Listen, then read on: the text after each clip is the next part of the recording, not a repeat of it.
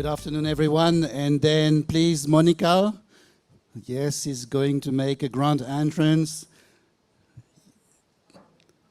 Yeah, is she ready? Yes. Coming by bike because that's the way of sustainability. Thank you very much. So I should also thank very much the previous speaker because she's making the way towards our panel much easier, right? You are all wound up and we all want to know how the issues of creative economy can connect with the questions of climate change.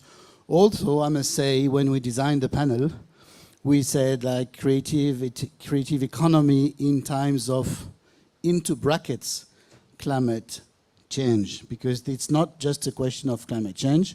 Also, we probably will focus on that. There are other aspects of transformations that we wanted through this panel to address, because you have all heard about creative economy pre-COVID, right, or in previous times. And post-COVID, it's not just returning to normal or just a little bit of a different situation.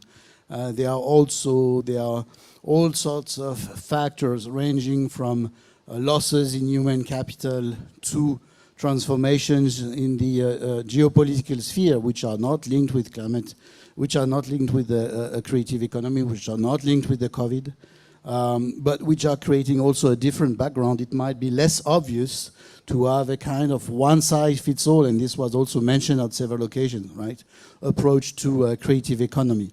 So with this, let's get into the topic of today with Trinidad Zaldivar, the Chief of Creativity and Culture Unit with the Inter-American Development Bank.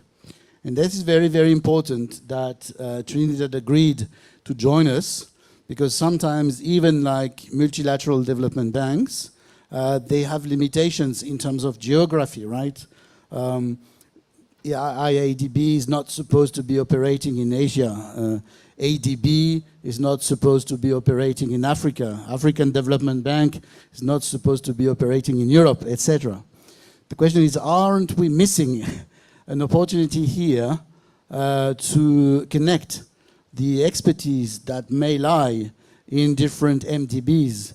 And this idea also comes naturally from the very recent trend in MDBs, multilateral development banks, to address issues of sustainability and climate, especially climate finance, much more strongly.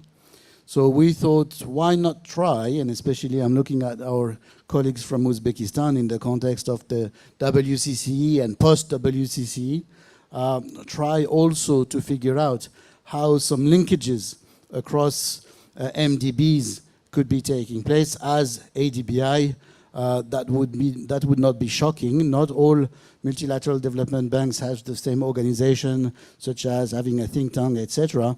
But that doesn't make a big difference, and at least we could use this moment of also relative uncertainties and fragmentation to get the best out of existing resources. So, Trinidad, are you online?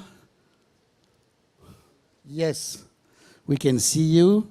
I hope we can hear you. The floor is yours, Trinidad. Fantastic. Thank you so much for this invitation. And I'm, first of all, thank you for the invitation to the organizers. I'm thrilled to be here. As Nicola was mentioning, it's not that often that Inter-American Development Bank and Asian Development Bank and agencies from different regions get together to discuss, or at least to agree to start working together in these kind of topics that are so important for our countries and for our regions. And going to my presentation, and please, Nicola, feel free to stop me, because even though I'm kind of sleepy, it's really early here in the morning. I love to talk, so please keep me in the 5 minutes. And in my presentation, what I would like to address is how climate change is right now one of the most pressing challenges of our time, affecting not only the environment and the economy, but also having a profound impact on culture. And our traditions, arts, heritage are intrinsically linked to the environment in which they develop. So this makes so important to ask how climate change threatens our culture and how we can preserve it in a world that is constantly transforming.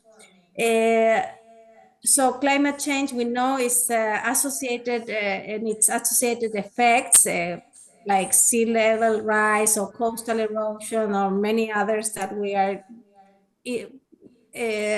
now so often to see it more and more. Um, are threatening not only the heritage sites, but many other aspects of our culture. And not only the tangible cultures, so but also the intangible and many others, and that affects our cultural identity.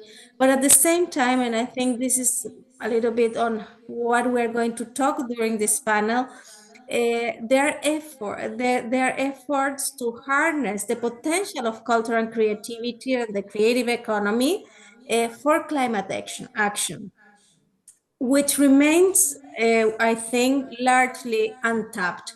There's much more potential, and we are not really taking this potential and bringing it to light and take the most of it. So the development of inclusive public policies for climate action through culture, through the creative industries is seen as an essential, we are seeing it as an essential step toward advancing a shared global climate agenda that brings us to a sustainable development. And if you can move to the other slide, uh, for many, I cannot click it. So if somebody could pass let me see. No, I cannot here. Okay. So as you can see here at the IDB, at the Inter-American Development Bank, we branded the creative economy as the orange economy. So right now, this is a very common name that we're using. And why the creative economy is important for an institution like the Inter-American Development Bank, especially now, it is because it generates value and wealth for our economies. We know that is 2.2% of the GDP of Latin America and the Caribbean. There are countries with much more, but this is not a small number for our economies. It's intensive in job creation, super important in the moment that we are in our country, especially employment for young and diverse population. And also that is different to many other sectors, it has an important social impact. Please, the next slide. The previous one. Next, that one. And what is the potential impact of the creative economy in the growth of Latin America and the Caribbean? We always said that it has to do with regional integration, with the digital economy, with the SMEs, climate change, so I highlighted here, gender equality and diversity. So these kind of things makes the creative industry something that probably 10 years ago, 15 years ago, imagine, not for all the economies and not for all the multilaterals was something to take in consideration to bring or to have these sectors as a key component for the development strategies of the countries. Right now, we are talking about this as something that is tangible, that we now understand better the sectors, and now we understand that we should use the talent and that is in these industries to tackle many aspects of development, and one of them is climate change. Please go to the next one. And I don't know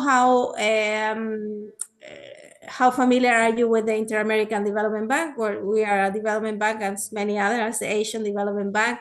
And in terms of the creative industries, we work really hard in these 4 aspects. One is knowledge and awareness. When we started working 10 years ago, there was almost none research or information about what was happening with the creative industries in Latin America and the Caribbean. We know a lot of things about the UK, about Asian countries, or about you name it, but nothing, almost nothing about Latin America and the Caribbean. So we started creating content to put this in the agendas of the decision makers, because before it was invisible to the economy. So it wasn't something that ministers of finance were thinking about, because they didn't know about it. There weren't numbers, so they couldn't make a decision on it.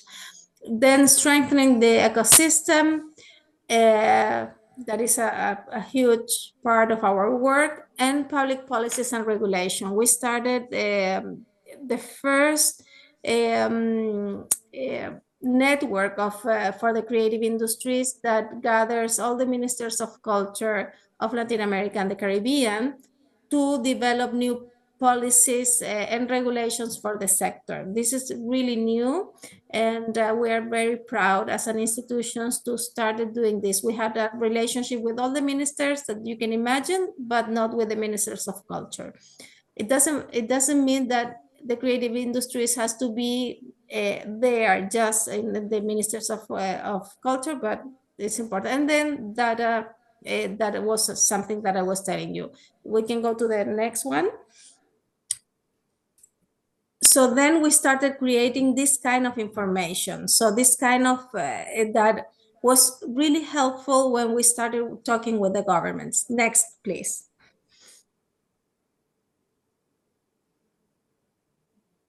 Well, and then since we are here to talk about how we approach climate change through the work of the bank, as all the development banks, we work with loans, technical cooperations, projects, initiatives, etc. So I will mention a couple of them.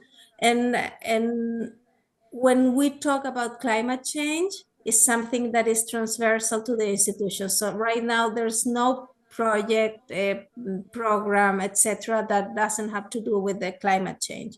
Indeed, the bank just launched its institutional strategy, where climate change is, or climate action is, at the center of the strategy of the bank. So as I mentioned before, this is probably the most challenging or the most important challenge of our times. And so it is at the center. So we do have this program, for example, that is called Live Heritage, where we work with cities and looking at what are the aspects of the city that we can highlight to bring sustainable development for these territories. And we decide and we make a full assessment, but for that, what we do is we put together a 360 approach. And it's not just what we're going to do with climate change, but how we can work with the creative industries, but also with urban development, but also with different kind of aspects of development, to put together a strategy that really bring to life projects that are sustainable and are comprehensive and really work as a whole approach to these cities in this case. Can we go to the next one? That was the case of Arequipa in Peru. So after the whole study that was done with the participation of the populations, we all decided that gastronomy will be part of this. But we take, at the time, we took in consideration that it wasn't just about the material heritage, immaterial heritage, but also nature heritage. So in this case, we organized the project around the whole value chain of gastronomy that has to do with agriculture, with circular economy, so innovation, creative industries, all these aspects together. And so thinking on the creative industries also as a transversal tool for development. So if we go to the next one.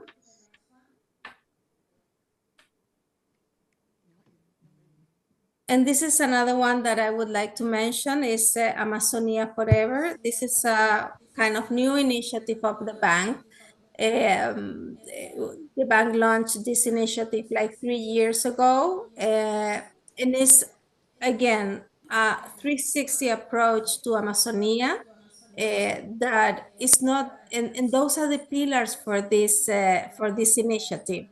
An initiative that is bringing a lot of resources, a lot of knowledge to really work on the Amazonia. And as you can see in the pillars, the second pillar is bioeconomy and the creative economy. So this is how we're Trinidad? looking. Yeah, Yeah, Trinidad, this is, I think, yes, thank you very much. Please stay here with us, yeah, because that was my I last would one. like, I would like to immediately build upon that. First, to Okay, thank you, because people might not be aware, but it must be like 3 a.m. or something like this, right? At your place? 3:30. Yes, 3:30. So this is how dedicated are people working on the topic of creative economy, right? Last night, I was awake at 3 a.m. here to discuss with colleagues in Brazil about bioeconomy, creative economy, life economy. So those issues of economic transformations, I can say, Trinidad, we are really like connecting, right, in these days, Asia and the Americas. And apropos this approach, we have with us also a great champion which has navigated in the context of the G20 and has observed very closely by working with Prime Minister of India and others a number of ongoing transformations. So when we thought about these questions of creative economy in times of change, of course climate change, right? But not only climate change. And here, Trinidad, you are mentioning deforestation, sustainable infrastructure, low carbon agriculture, people, bioeconomy, and so on. We can see that there are linkages that we have not necessarily been thinking about regarding creative economy that might unlock also a number of ways to think about it in the context of the ASEAN, in the context of Central Asia, South Asia connectivity, and so on. I think this is a great point, and probably something that we could work upon also together, especially in the G20. So briefly, I pass it on to Manish Chand, editor at India Rights, to share a few thoughts precisely about creativity, crisis, creative economy. The floor is yours. And please stay with us, Trinidad.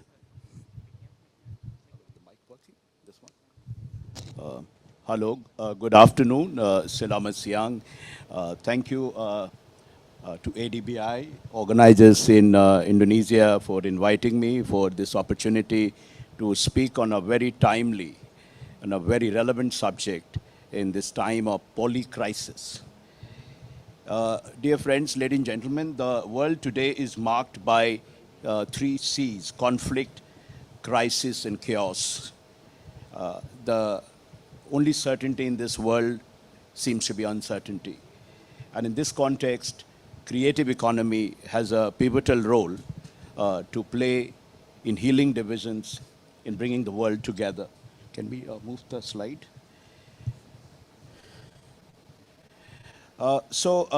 This session has been very aptly titled Creative Economy in Times of Change, within bracket climate. When we talk about crisis, crisis is also the other side of crisis is creativity. Creativity thrives and flourishes in crisis. Crisis is the breeding ground of creativity and the flowering of arts and culture. Just wanted to preface my presentation with a remark by Albert Einstein, which is very relevant, creativity is born from anguish, just like the day is born from the dark night. It is in the crisis that inventiveness is born, as well as discoveries made and big strategies. So, talking about crisis, we have been through probably one of the worst, the most ravaging pandemics. COVID-19 was bad for cultural and creative industries worldwide. While individual creative expressions were rekindled, large-scale devastation triggered by the pandemic led the gross value added in the culture and recreational sectors to decrease by $750 billion. So my submission here is that the three C's I spoke to you about, conflict, crisis, and chaos, should be replaced by creativity, culture, and communication. Next. I just very quickly want to say that the good news is that while we have been through the worst, creative economy is bouncing back. It's already showing green shoots of recovery and is getting ready to align with norms of green growth and development. Greening of creative industry is a need of the hour. Next.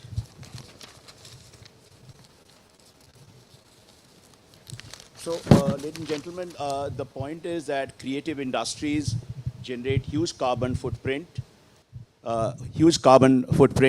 but global awareness is sorely lacking on this front. We need to step up our act. Cultural and creative industries play a pivotal role in promoting sustainable development goals. Creative economy should be aligned with green growth and development. Next. Yeah, so here I come to something which I'm very familiar with and worked from inside, creative economy G20 in India's G20 presidency. It's good to know that, creative economy is finally finding greater prominence in global multilateral discourse, and especially in multilateral groupings such as G20. In this context, India G20 presidency was transformational in many respects. One of the key achievements of India G20 presidency was raising the bar for climate action and also focusing on digital public infrastructure and the role of creative economy. So among other achievements, India G20 presidency highlighted the crucial role of tourism and culture as a means for sustainable socio-economic development and economic prosperity. In this context, just briefly want to highlight a very important meeting of G20 tourism ministers in Goa in June 2023, which culminated in the Goa roadmap, which underlines collective commitment to the goal of sustainable tourism. The 5 priorities of the Goa roadmap include green tourism, digitalization, skills, MSMEs, and destination management. The Delhi Declaration called for the full recognition and protection of culture with its intrinsic value as a transformative driver and an enabler for the achievement of the SDGs. Another important point, the Delhi Declaration underlined the need for sustained dialogue and action to strengthen cultural diplomacy and intercultural exchanges. And in the first session, I believe Pratik spoke about Kashi Cultural Pathway, again focused on protecting the living cultural heritage, and it also cautioned against the impact of over-commercialization and misappropriation of such living heritage. Next.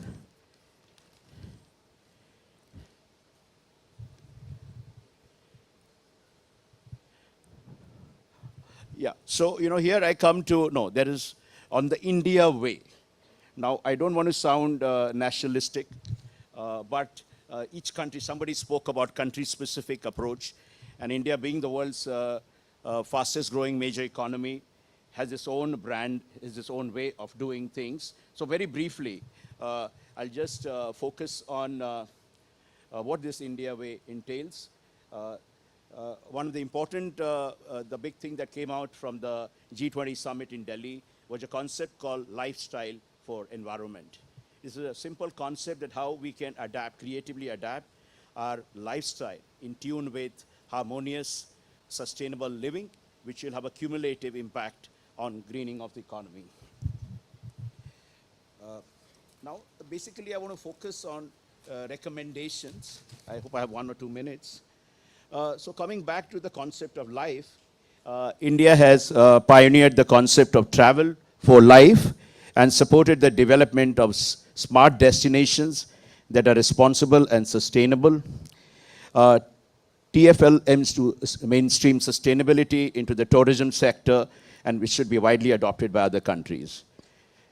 Multilateral groupings, the second recommendation, such as G20, G7, SCO, BRICS, and Quad, should provide greater prominence to the catalytic role of the culture and creative industries and develop plans to spur the greening of the creative story. Now, the last sessions, spoke about the creative storytelling. So yes, creative storytelling can inspire change by scripting narratives about embedding sustainability and green growth in CCIs.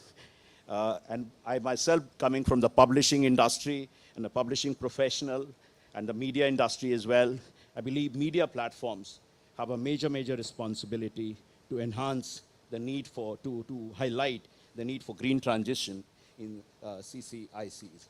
And just one last point, Nicholas, if you permit indulgence for 1 more minute. You know, when we're talking about, culture industries, one of my recommendation is that the definition of creative economy, or the compass of creative economy, should be broadened to include also spiritual practices, a spiritual industry, because, you know, coming from India, where music, culture, heavily inspired by spiritual traditions, this is an important point. And another thing is, you know, when we, again, reverting back to the concept of G20, what we achieved, India G20 presidency was framed by the overarching ethos of Vasudhaiva Kutumbakam. This is a Sanskrit phrase that means the world is one family. We have to stop thinking in terms of, in silos. We have to speak in one voice and cut across boundaries. And talking in terms of recommendations, another important point is that, yes, the film and the storytelling. And in this context, there have been quite a few, somebody spoke about Hollywood, but our own version of Hollywood called Bollywood, with been a lot of new films and movies which have highlighted the problem of climate change. So basically looking ahead, the real challenge is how do we marry, how do we blend creative economy with inclusive growth, sustainable development, and green economy. I think I'll stop here and by just underlining the power of culture and creative economy as a bridge builder between the North and the South. Thank you. Thank you very much, Manish, for the nice and complimentary insights.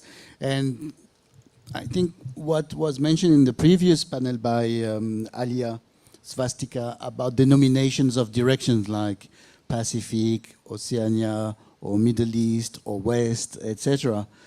We need, and we can use that also as a very useful tool, not to remain into categories that we have used extensively over the past decades. Of course, they will not disappear overnight. But in terms of thinking creatively, including about geography, boundaries, spaces, etc., this is also a very nice way to think forward. With this, I would like to pass it on to Monica Tahu Handaru, the chairperson of Environmental Bamboo Foundation. You saw Monica entering with the bike. That's just a small sample of her many talents, and you probably have heard about the Bamboo Foundation. Monica, the floor is yours, and I see also you have put your telephone on a nice piece of bamboo, which you might want to refer to. But in any case, I think here, to fully embrace the complexity, but also the potential of creative economy, the kind of meaningful entrepreneurship which you do represent is absolutely necessary. That's also another way not to remain stuck in existing categories. Monica, the floor is yours for a couple of minutes. I will do like this if it is too long, but please move on. Yeah. Is it okay if I stand up? You may, absolutely. Yeah. You may even walk. First of all, thank you. I've been trying to explain myself. What do I do? I mean, I was in anti-corruption, human rights, environment, and now it's in environmental issues. I want to define myself as a change maker or a game changer. I think it's time for us to talk about being a game changer, because we talked about the Anthropocene period of this last 100 years, how civilization have basically destroyed the planet. We put a lot of toxic waste, chemical waste, biodiversity threatens, biodiversity threats, environmental degradation, plastic waste. I think this last 100 years, we just have to change the way we do things. And also we have to just change. So I got into this bamboo thing. I just have to explain this bamboo thing in 5 minutes. Just a little bit of a background, what I do. Okay. So bamboo is just a tool for me as that game changer or change maker. It addresses environmental issues, it addresses social issues, it addresses economic challenges. As simple as that. You know, conserve water, store carbon, that's environmental issues. It's, we have about how many thousands of species in the world, and now it's fading away because people don't care about the species, the plant species. And taken into account only certain bamboo that we like, because we like it for our flooring, we like it for our house, we like it for our clothes, we like it. So now some of those bamboo species are diminishing. They're gone. But we also know the thousands of years that we have bamboo in our lives, in human civilization. You can even find it in the relief of Borobudur Temple. Yeah? Of course, because of that thousands of years bamboo exists in the planet, people have been using it for different things, for tools, for houses, for clothing, etc. So what do I do in the last, last 3 years? We work in 240 villages, 4 provinces, 9,000, work with 9,000 people, 870 women. We made 3.5 million bamboo seedlings and planted around 2 million bamboo in different areas. Yeah. Those areas are degraded land, whether they're watershed or they're water source. And then comes the point that they ask me, so can we carbon trade with you? Can we carbon offset? Those companies come to us. But we calculated the carbon. So we talk about around 6 megatons of carbon equivalent stored. Yeah? And then, as you know, 1 clump of bamboo, Indonesian bamboo, can store 3,000 liters of water in 1 rain season. And then I'll tell you a little bit about we built a small factory, it's called the Village Factory, but it's now growing because there's so many orders coming, which will bring the economy around 50 billion rupiah a year. Not a big amount for a lot of villages, not a big amount, but it is worth.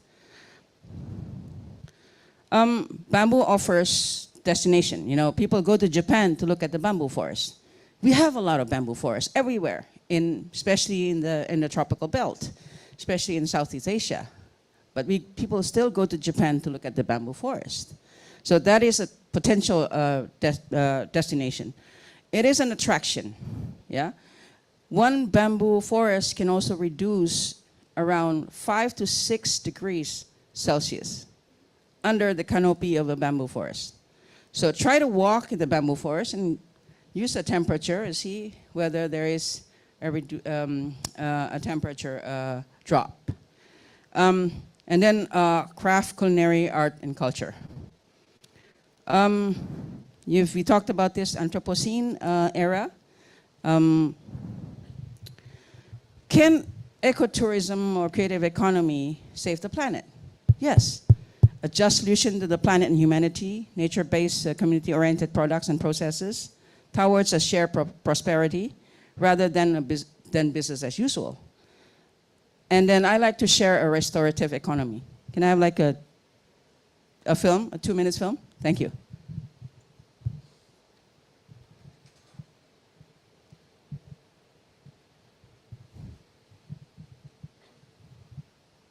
The film, please. Building, construction, and energy sectors are among the top contributors of Can we add global the volume? carbon emission. We need to find new materials, new ways of doing things to prevent a climate catastrophe. Bamboo is that new material.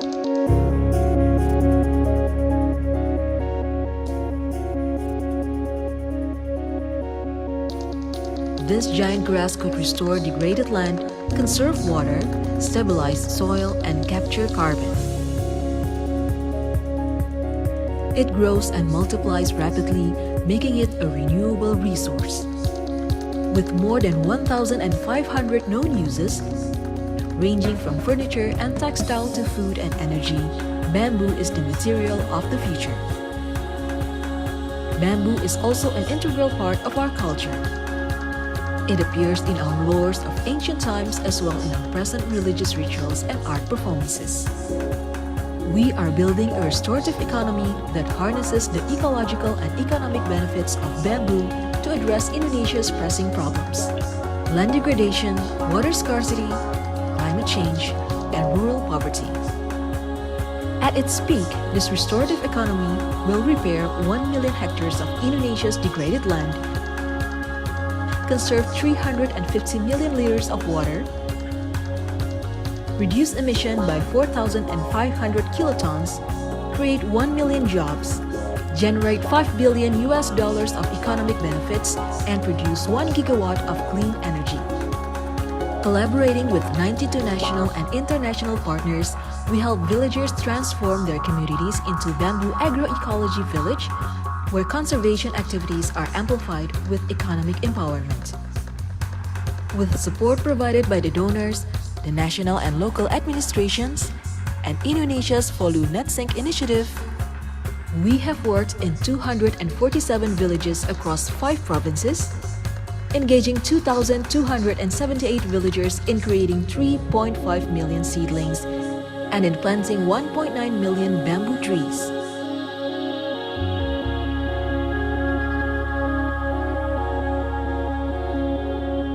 Our 2 educational hubs, Ture Togo Campus in Ngada and Komodo Campus in Labuan Bajo, provide training and workshops for policymakers and farmers on various aspects of bamboo agroecology village, ranging from seedling and planting to preservation and products creation.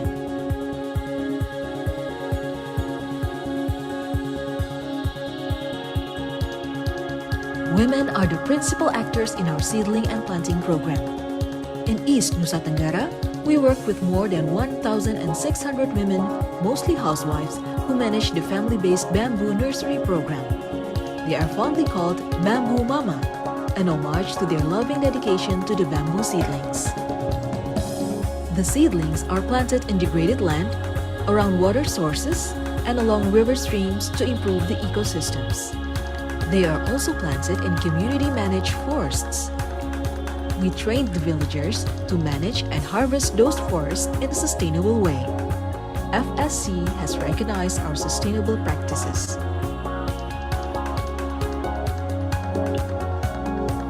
Harvested bamboo poles are sent to RPB, Indonesia's first bamboo collaborative factory.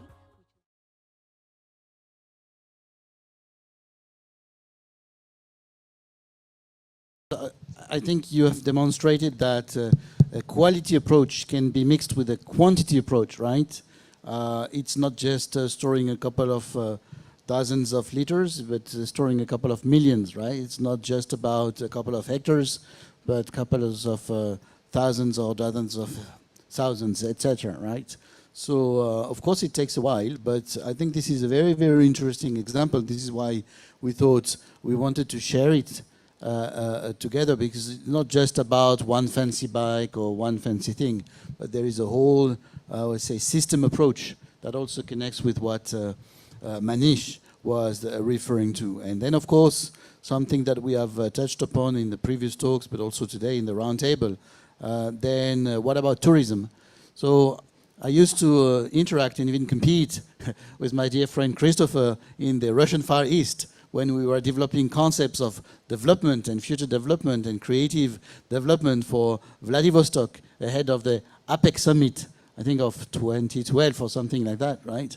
And then I found with pleasure that he was extremely active in a series of issues linked with tourism, especially in the region, but also including South Korea, etc. And we were interviewed in the same article with the Business Times about creative economy, tourism, entertainment industry, competition across among major cities in Asia. And I thought this is really the time to get back on stage altogether, right? And Christopher wanted also to share a very nice idea, which, and I'm looking for our colleagues of Uzbekistan, could also be reused and applied from tourism to creative economy. Christopher, the floor is yours. Thank you very much, Nicholas. My name is Christopher Koo, and I'm from Master Consult Services in Singapore. I'm a tourism consultant. What I do is I'm a professional tourist. I advise on areas of tourism, and I'm very happy to be here because I hear that the creative economy is looking to include tourism and culture more into the definition of the creative economy. So I'm very mindful of the time. So I've been in tourism for over 50 years, first with the Singapore Tourism Board, sometime with the PricewaterhouseCoopers, and then on my own for over 20 years doing tourism consulting.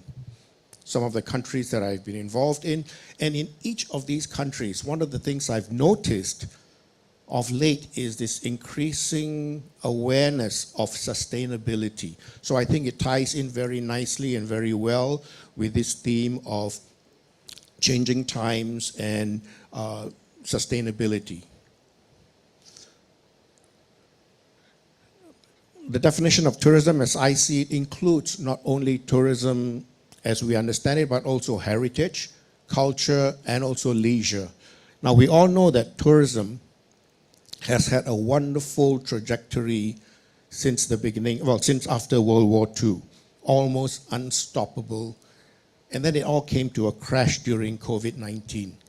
You talk about the definition of an industry ground to a halt, close all borders, and tourism dies.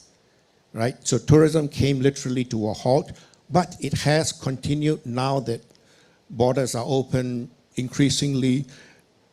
We are not yet along the pre-COVID levels, I think between 60 to 70% of pre-COVID levels, but already we are starting to hear news of over-tourism and how that affects, can you imagine when we really get our momentum going again? Why tourism matters? Because at its peak, tourism accounted for 10% of world's GDP. That's a sizable chunk. 1 in 10 jobs in the world are tourism related. And it is in this connection which I have made a suggestion to Nicola that the creative economy needs to have a way of measuring your actual input. How much GDP are you creating? How much are you responsible for? Because until you have a figure that you can knock on the head of the Minister of Finance to say, we are responsible for 4% or 6% or 8%, it is very difficult to convince decision makers of your importance in tourism, what we have done about 20 years ago, started discussion on tourism satellite accounts. We've worked with the United Nations Statistical Office to come up with a definition, the framework, and then start working on it country by country. And it is something that we can definitely think about here for the creative economy.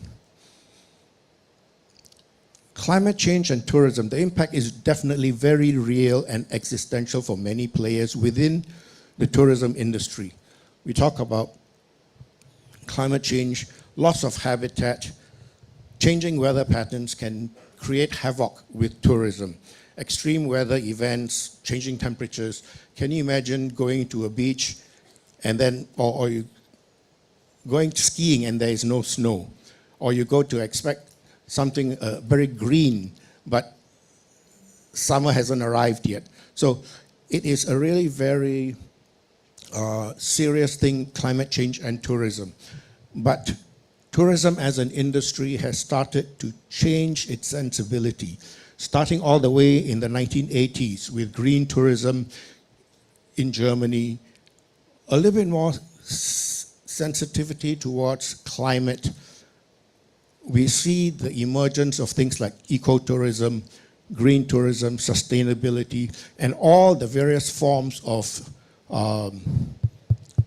green tourism leading to new products, leading to new awareness.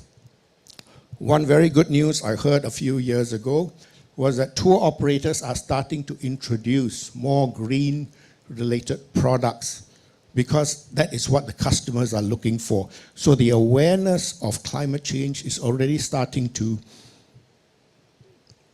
make a difference in industry players. That has led to a lot of green certification systems. We are now awash with various kind of sustainability and green certification programs. That's one area in which tourism has gone into.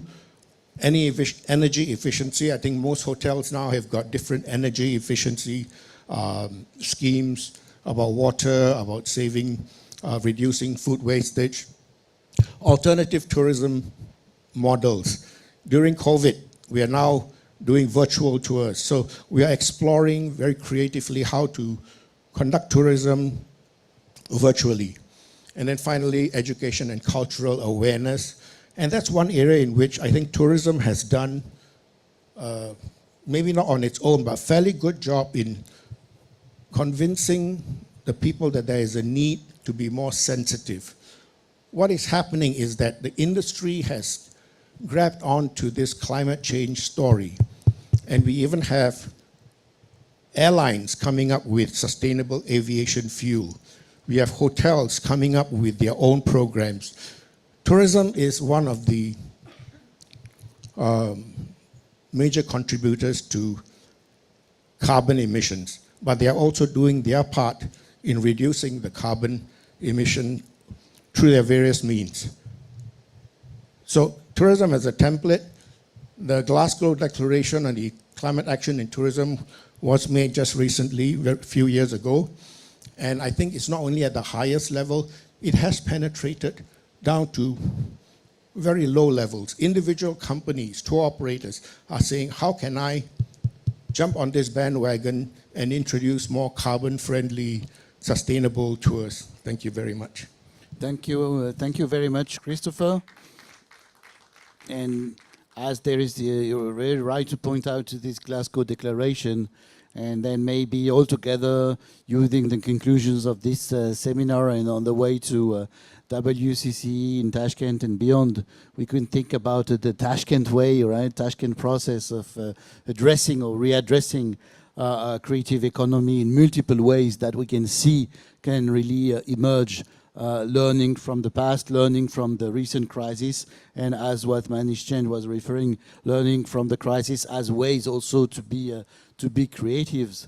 And I'm thinking about a friend who is now in charge of creating a new university body in the Middle East, what we call the Middle East still, right? And we were discussing the other day, and she said, you know, Nicholas, we are kind of mutants, because we need to incorporate in ourselves so many contradictory issues, and we are not necessarily well equipped, right? We know how to do this, or we know how to do that, but then we need to incorporate in ourselves a number of things. So these questions of transformations and mutations, I think they are very consubstantial to creative economy, and what makes things interesting is that when we team up together, trying to understand all together how in our own activities we can drive, we can sustain, we can thrive in these times of mutations. So we have only a handful of minutes left. Let's take a few remarks or questions from the floor, if there are a couple, yeah? And then we give the floor for final word from our colleagues, and if Trinidad has not fell asleep, she would be welcome to have the closing word. Yes, here. If there is a mic, you can go to Cyril.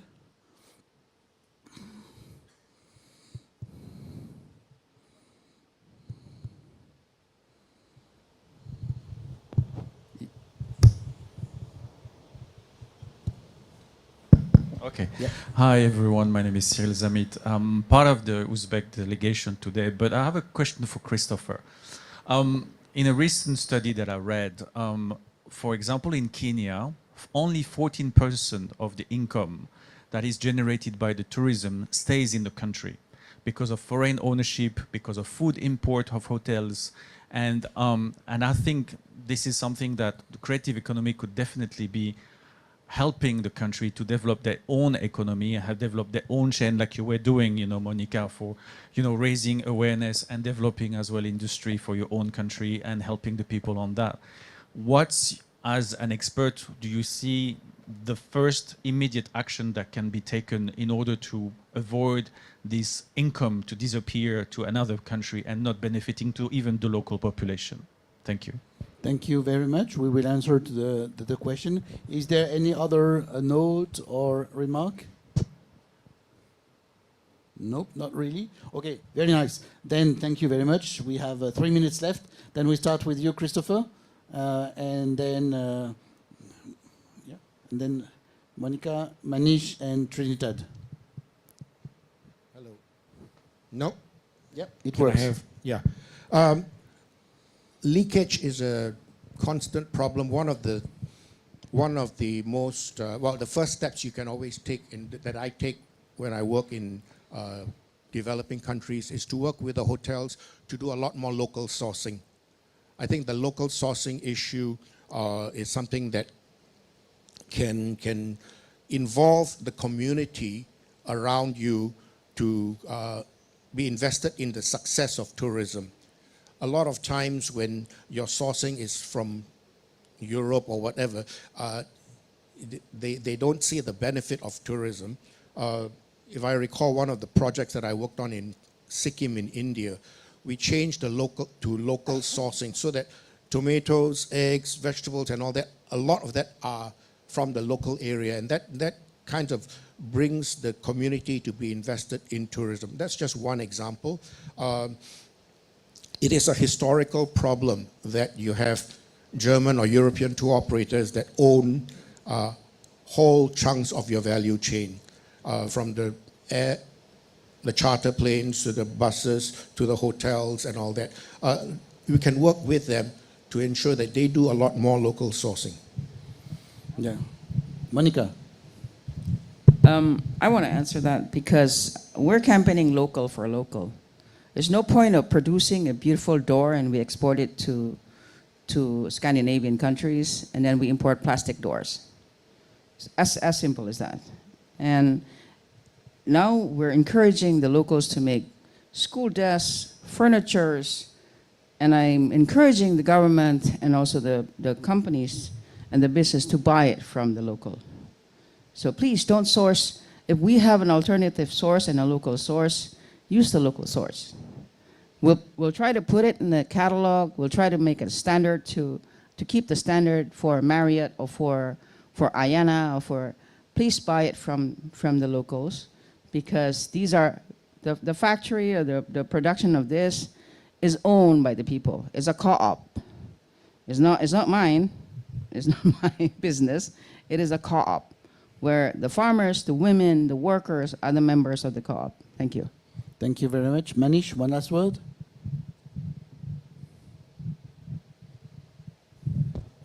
Yeah, in India, there is a major focus on what is called, the term is Atmanirbhar Bharat, which is self-sufficient India. So we are encouraging local production. We are encouraging local co-production, all that. And local artisans. By the way, India is home to around 120 million artisans living in villages. And one interesting way the government is doing, and again I come back to G20, where events were held across the country, and the delegates were taken to markets where they were encouraged to buy or to explore products by local artisans, and also make payment through Indian digital payment method. So, this is how this is done. And one last thing I want to point out is, in India, we've launched a campaign called Ek Ped Maa Ke Naam.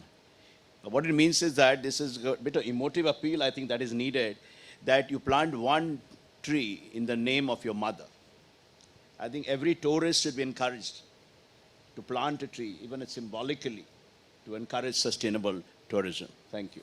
Thank you very much. And 30 seconds back to Trinidad for if you are still here. Trinidad, yes. So you have heard all the discussions were about things that would need further exploration.